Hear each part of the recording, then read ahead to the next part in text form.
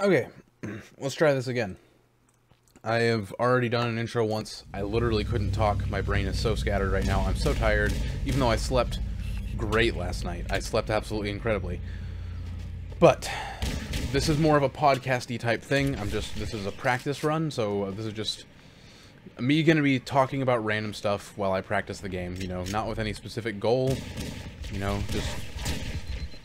just moving along in the game, trying to gain some skill, and making some content for the channel too, trying to talk about some stuff. So that's why I said 2 days ago in my other video that these videos are going to be more like a podcast, because that's the best thing I can equate them to, really. Oh my gosh. Terrible practice run. Absolutely terrible. And I'm practicing on this mission before I go up to mission 3, because I failed to beat it earlier, so I figure I might as well just try and beat this mission. I'm sorry. I don't know why I'm so tired. I'm also very frustrated because I realized today, I made a video about it yesterday, but I realized today that Quantum TV actually had another response video, only 5 minutes long. I watched that one, and it just pissed me off how much stuff he takes out of context and all that stuff. But yeah, there's a lot of bad stuff going on in the YouTube circle right now, and I honestly don't want to talk about it, so that's not the topic for today. I just wanted to, I guess, explain why, one of the reasons why I'm flustered. It's mainly just because I'm tired today, though, and I really don't know why I am.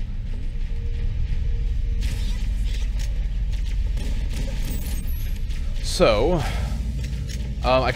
today I kind of wanted to talk about RTS games, because for those of you who don't know, that stands for real-time strategy, because they're really fun, but they've kind of gone out of the main gaming hemisphere. They've been out for a while, I feel like. They're not super popular. I mean, Halo Wars and Halo Wars 2 is a thing, and I know a lot of my friends who play that, so that one I know, like, did pretty well. But I know that overall RTS games have kind of faded from popularity. And I really wish that they were a thing more. Like, I really wish more people cared about them, because they're really fun. I mean, top-down, control whole armies. StarCraft 2 is pretty popular still, I think, in terms of RTS games. But the genre is still kind of going downhill. And I'm really hoping, which I'm going to get to this later in the video, but I'm really hoping that Homeworld 2 will change that. That Homeworld 2 is going to be a... Oh, this is not good. This is not good at all. Oh, okay. Cool. Bullets travel through trees. Good to know. Good to know. Look, we're just gonna go to mission 3. I said I was only gonna try this mission once. I don't feel like getting frustrated with it right now, so we're just going to mission 3. What was I saying? Right, I'll get to Homeworld 3 in a little bit, but I'm hoping that Homeworld 3, which is a game that's coming out this year. That's coming out this year, isn't it? I'm pretty sure, based on what my brothers told me, that game is coming out this year. I really hope that game succeeds in kind of bringing RTS games back from the brink of just falling into... What's the word I'm looking for? Irrelevancy. Because they are exactly doing that. They're falling into irrelevancy. Yeah, the energy has captured Captain Keys. You know, I don't care what's captured Captain Keys. He can stay there for all I care. Yeah, I think Homeworld 3 comes out this year. Once we get inside the ship, but I mean, RTS games, they're not useless, or they're not useless. They're not irrelevant yet. They're still very fun, and there's a lot of people like myself who still enjoy them very much so. Oh man, it's so hard to talk when I have 3 different people talking in my ear, because it's Johnson and Cortana and Fohammer. Fohammer was there earlier, I think. Okay. Take out as many of the Covenant as he can. Don't open fire until you hear the enemy return fire on us. That should let us keep the... Is there a way I can turn off the dialogue of this game? Is that like a thing? I've heard it so much at this point. I know that that's... No, that's not it. That's a voice chat volume, isn't it? Whatever. Hopefully they stop talking. Otherwise, I'm probably going to play without volume here, because I cannot focus on the stuff I'm saying when people are talking in my ear. I just can't. Which is another reason why I'm bad at this. And why I, like I said in the video from a few days ago, I feel like I might never be able to actually do this sort of thing for a career. So it's not that the RTS games are irrelevant now. It's just that I feel like the ones that are being made are being made with less and less care and more emphasis on just trying to make a quick cash grab on the remaining RTS fan base. Like, for example, Halo Wars 2. I don't want to discredit it. It was a good game. But there were a lot of things in that game that just screamed to me, this is about money. You know, like the whole Blitz pack. That was just weird for an RTS game. Like, that type of thing is not something I see in RTS games. And not in the past. And I know that that's infecting every game franchise, but I feel like I'm worried that RTS games are going to go down that path where they just, okay, this is a game franchise that only a few people care about. It's not popular, and we can't save it from that, so why don't we just make a quick cash grab on the people who do care about it, and then let the franchise die. Or, again, not the franchise, the genre. I.e., that's exactly what Bethesda did. This kind of stuff has happened before, by the way. That's exactly what Bethesda did with Fallout 76. It was, at least by popular current understanding, it was done on purpose. What happened with Fallout 76 and the failure of that game, Bethesda did that on purpose. Because they wanted to make a quick cash grab, and they decided that they were done with Fallout. The fan base was apparently dwindling. I didn't know that. I was never really a fan of Fallout. Not because I didn't like the games, I just never got around to playing them, even though I've always been fascinated and interested by the concept of them. I just never got around to playing them. But apparently the fan base was dwindling, and so they decided they were going to cash out on the remaining fan base by creating Fallout 76 and just drain those people's wallets, ruin their faith in the Fallout game, and then never touch the franchise again. Just let, in that case, franchise is the right word, just let the franchise die. I don't know if that is completely true. That's just what I've heard about Fallout 76, and it kind of makes sense from a, I guess, a business decision. You know, if you have a franchise that's no longer doing work for you, and it's losing popularity, I guess, why not cash out on the people who are left? Just throw in the towel on the series, especially if they don't want to make it anymore, which is the biggest thing that I heard, is that the people making the Fallout games just didn't want to make them anymore. And so they made 76. And that's kind of, it's a horrible, I feel like it's a horrible way to go about it as far as, you know, ruining fans' faith in a company. But hey, Bethesda did that, and I'm worried that that's going to happen with RTS games overall, because the fan base is 100% dwindling for those games. I mean, I don't know many people who are RTS players. In fact, there are a lot of people that I know who don't even know what RTS games are, who I play games with all the time. They've never even tried one, and they don't plan to either. They don't seem to care about them. And that's fine. It's, I mean, if RTS games are no longer going to be a thing, then I guess, so what? Like, what can we do about it? Nothing. Oh my gosh. Those frickin' Marines are already dead.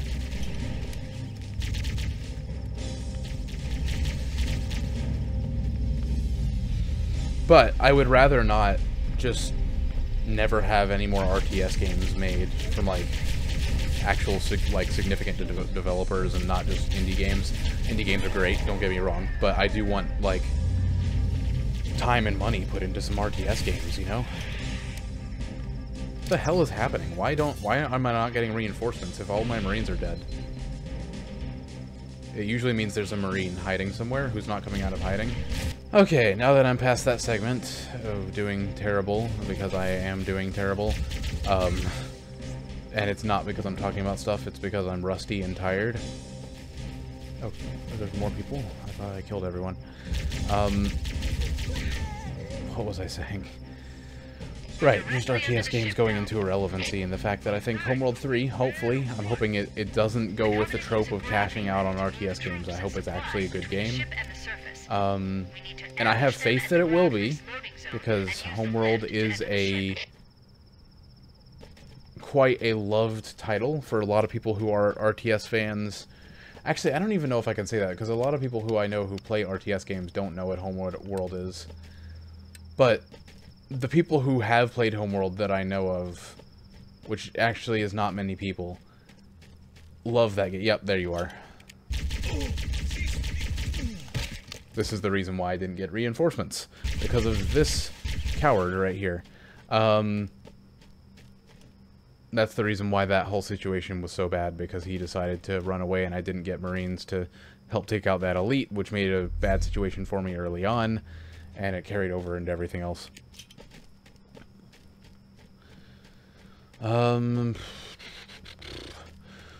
Because Homeworld games have been incredible for a long time. Homeworld games have been really good for a really long time. Like, the first game's phenomenal, and the second game is also phenomenal, and then the remaster pack that they made is also phenomenal because it manages to combine the two games where you have multiplayer, where you can play with ships, which there are many different ships.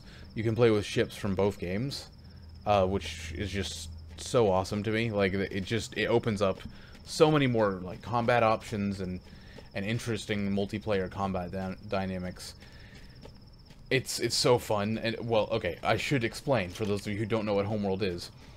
Homeworld is an RTS game. RTS game meaning real-time strategy, where you go from, like, a top-down angle, you can control units and make them fight for you, and army control, basically top-down battlefield control game. And Homeworld is a version of that is truly three-dimensional, which most are not.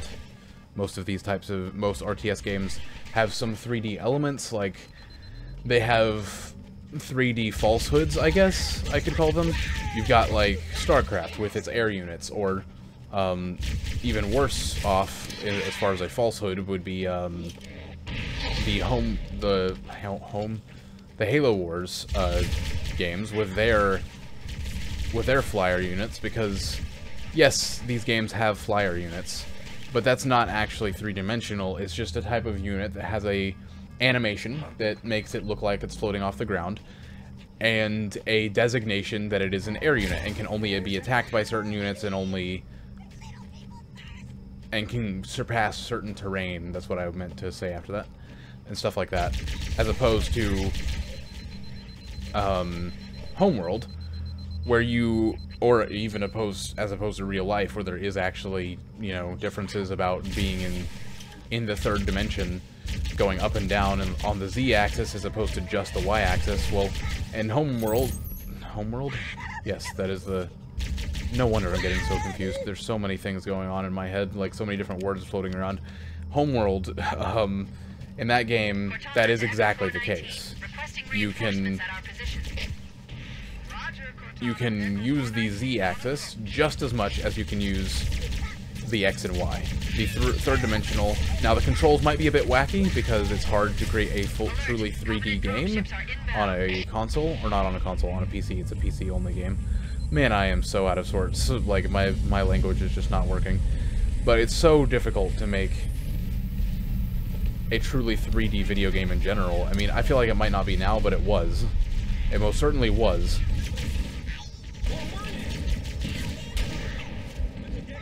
Sweet, a perfect end to a perfect run, jumping off the edge. And I am out of water. I'm going to try and go for one more attempt, just because I want to finish the conversation, or the topic, but other than that, I think I'm done today, because I didn't plan to take it too hard today. You know, the first practice run video, I just kind of wanted to practice a little bit, and that be that. Okay, I'm restarting the mission, because I messed up horribly, and I'm restarting my thought process, because I messed up again. I was trying to explain the differences between all the RTS games that I play, and I couldn't even do that, because my brain is just so foggy right now for some reason. Okay, so, let's start from the first one. StarCraft. StarCraft 1 Once we get inside the ship, has 3 main races. They'll sound familiar once I describe them, but their names are the Terrans, the Zerg, and the Protoss. Terrans are humans, pretty self-explanatory there. The Zerg are kind of an infectious... More like, not infectious really, the Zerg operate differently probably than you'd expect, but they're like a... I don't know how to describe them, really. but they are kind of a biomass collecting and converting species, I guess. This isn't making any sense, is it? That's just the best way I can think of to describe them. And then the Protoss are the super technologically advanced alien race. Sound familiar? Terran are humans. Yeah, we have those in Halo, obviously. Then you've got your Zerg, or the Flood, and then you've got your Protoss, or the Covenant. That is similar. Now, Halo adds in a lot more interesting things into the mix, but StarCraft, as far as I understand, don't take my word on this, I need to do more investigating on this, but StarCraft was the kind of the original creator of the video game trope of having those three archetypes of species in a sci-fi video game, where you have the human, you have the more technologically advanced aliens, and then you have the infectious aliens. I believe StarCraft was the originator of that trope, but I don't know for sure. What I do know, however, is that StarCraft inspired this little game that at some point was apparently called Monkey Nuts, that you may or may not know of, that was originally going to be an RTS game, actually. They were building it to be an RTS game, because it was inspired by StarCraft. But eventually they changed their mind, and they were going to make it as a game for the original Xbox. That's because the original StarCraft was released back in the 1990s. And so this game, particularly inspired, was going to be made for the Xbox, because Microsoft needed a game to put on their blessed box to launch the console with. And would you care to take a guess as to what game that is? I mean, I'm totally not playing it right now. This is what that first-person shooter, originally planned to be an RTS, turned out to be. And obviously wasn't called Monkey Nuts, it became Halo. But that is actually... I don't know if StarCraft... I cannot say, I think the way I described it a second ago implied that this was the sole inspiration for Halo. It was not. I feel like something similar to Halo may have existed if StarCraft hadn't existed, but the Halo that we know and love today would not exist had StarCraft not existed. It really was a... I have grenades all over me, and I think that one stuck to me. Oh, it didn't. But they are grenade happy, that's for sure. The StarCraft that we know and love today would not exist were it not for StarCraft. And, eventually, and although they didn't actually make it a RTS game, they did eventually switch back around, and they turned it into an RTS game with Halo Wars. Now, that's a whole nother story, topic for another day. The Actman has an incredible video on Halo Wars that I'll probably link in the description if I remember to do that, because it is absolutely phenomenal, the video that he made on the story of Halo Wars and its development. I mean, it was not made by Bungie, the people who make Halo games. It's a magnificently fucked story, and the crap that they had to go through to make that game. But it exists, and I'm glad that the game exists. It's very fun, but it was the first time an RTS game was made that was actually really good for consoles, because that's what it was made for. And it's before that it was deemed impossible to make a fun and playable console RTS. And Ensemble Studios proved that wrong by making Halo Wars. So Halo Wars, and I talk about these two specifically because they're two of the ones that I play. When it comes to RTS, they're, besides Homeworld, which I'll get to, they're two of the ones that I play most often when it comes to RTS games.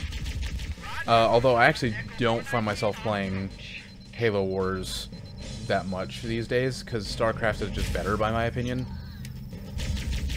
But again, I'll get to that. I'll get to all that. And somewhere in that mix, I don't know if it was before or after Halo Wars came out. It was definitely after the first Halo game came out. But Halo Wars 2, or sorry, oh my gosh, I'm getting so out of sorts. StarCraft 2 came out. StarCraft 2 obviously being the sequel, and it's continued to be updated for so many years, and I'm so glad it has, because it has so much fun content in it. It is one of my favorite... It's a simpler RTS. If you were going to get into RTSs for the first time, I would suggest StarCraft 2. Also because it's free to play on Blizzard. Blizzard's Battle.net, I mean. Now, it's not everything in that game is free, for sure, but the game itself is free to play, which is nice.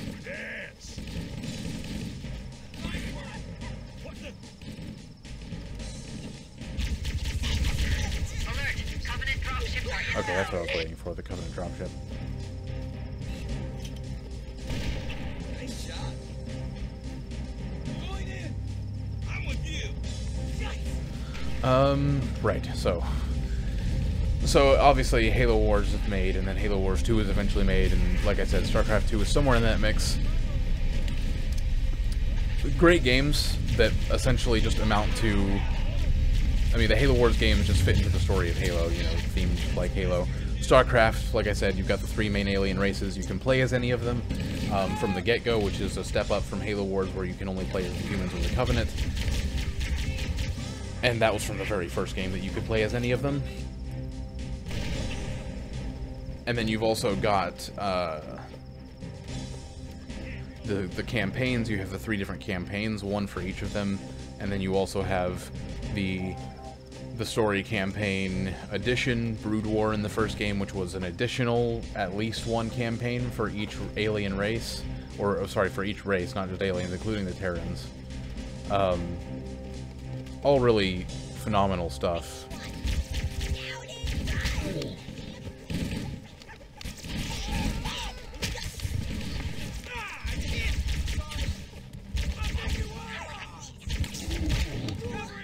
Wrecked. Oh my gosh. Grunts are so OP. We're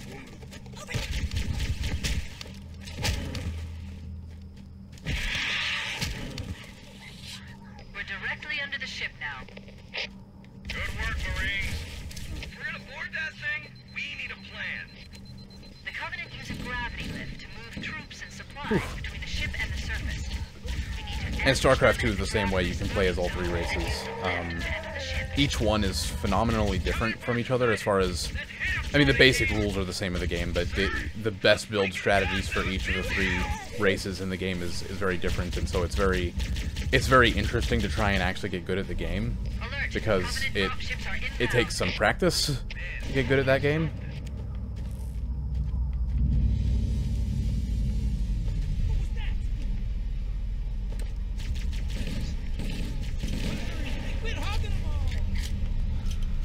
So, there's that. Now, again, how does Homeworld mix into all this? Well, I don't know when the first Homeworld was made. It might have even been made before the first StarCraft.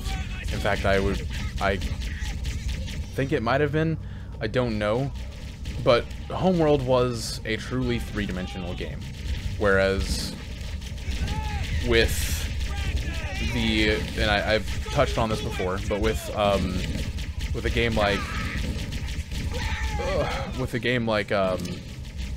well, you've got your StarCrafts and Halo Wars, and with those two you have false 3-dimensionals, where in StarCraft you have like elevated platforms that you can exploit and for vision purposes and stuff like that, so your armies have vision, but enemy armies can't see them because they're out of elevated position unless you have flyer units, that kind of stuff.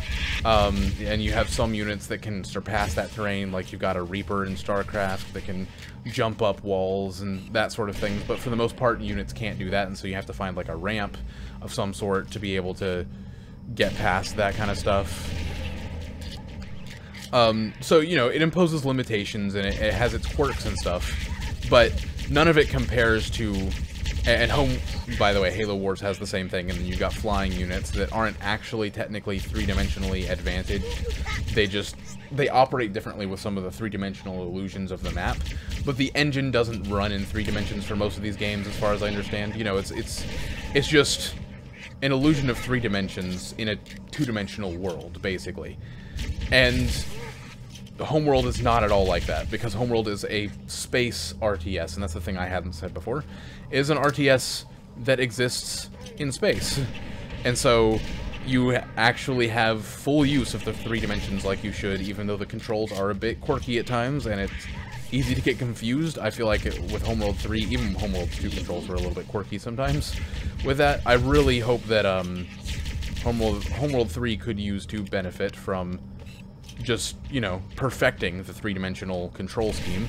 But other than that, I mean, it's beautiful. It's absolutely beautiful.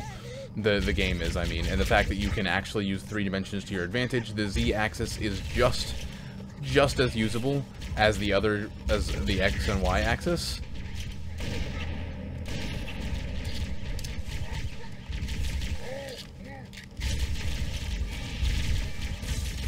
And good game. I didn't mean to walk off the edge, but it works. That was a nice little shot through 2 grunts there to end it off with. That's it for today.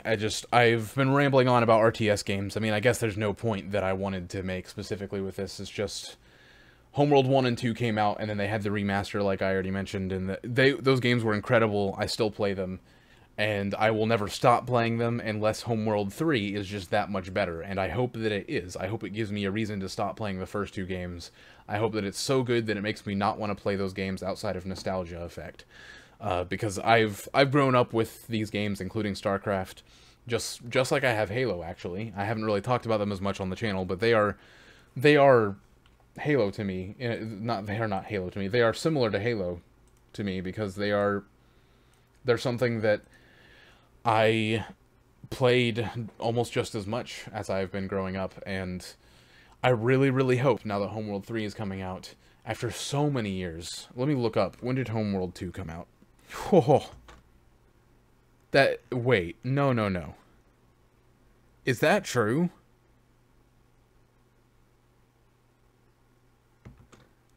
Homeworld 2 came out almost 20 years ago. 2003. September 16th, 2003 is when Homeworld 2 came out. And Homeworld 3 is coming out in December of 2022. 19 years later. Over 19 years later. I did not realize it had been that long. I did not realize that Homeworld 2 is almost as old as I am. That is weird to think about. That is really weird to think about.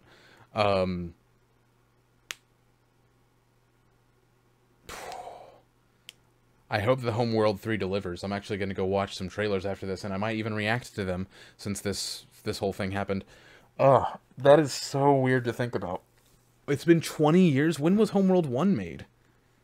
Let's just look up Homeworld. The first game, Homeworld, was made in 1999. Okay, so 4 years before the first game. That doesn't surprise me. You know, that's a reasonable time range. 19 years that franchise has been dead, seemingly. When was the remaster? Okay, the remaster was 7 years ago. Over 7 years ago. Huh. Okay. Wow. Wow. Okay, so that's a topic for a whole other video of mine. I'm actually about to go do that, because I've had some videos I've wanted to make like that for a little bit, so I'm gonna go work on that. Because I wanna talk about some Homeworld stuff now, and I want to talk about some other stuff as well. Some recent game trailers that have been coming out. In fact, I missed E3, if I'm not mistaken, so I probably have a lot of trailers to go talk about. Anyways, thank you for watching. This has been my first official practice run / little podcast thing, as disorganized as it was, because literally, like, my head's so foggy that I have a headache now. But I think I'm beginning to wake up a little bit now. Not that it matters, because I'm done with the practice run. But thank you for watching, and I will catch you in the next one. I'll be practicing again tomorrow.